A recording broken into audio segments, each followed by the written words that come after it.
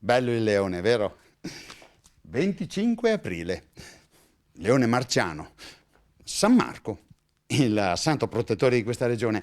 E c'è una leggenda che vuole che questo San Marco era uno molto curioso e voleva andare a vedere il paradiso. A un certo punto il Signore non ne poté più e gli permise di scalare una ipotetica scala lunga lunga, superò le nuvole, però una volta arrivato oltre quella parte di cielo e visto il paradiso, il Signore lo trasformò in leone alato per non permettergli più di comunicare con gli umani.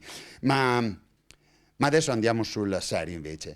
Se questa parte di territorio protetta da un santo e da un leone è anche una regione che ha un padre ed è, secondo gli esperti di Medioevo, Ezzelino III da Romano. Il signore che nacque o a Onara o nel castello del Col Bastia di Romano, d'Ezzelino appunto, e quello che ideò per primo una forma di signoria, la proto-signoria, la signoria 1.0 come dicono i giovani d'oggi, e un territorio che andava da Trento all'Indinara e dall'Isonzo all'Adda.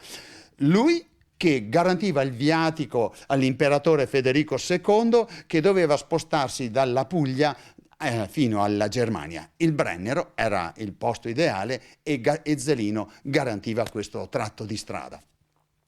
I due divennero alleati, tanto che poi il nostro Ezzelino III da Romano sposò la figlia di Federico II. Ma perché vi tiro in ballo questo Ezzelino?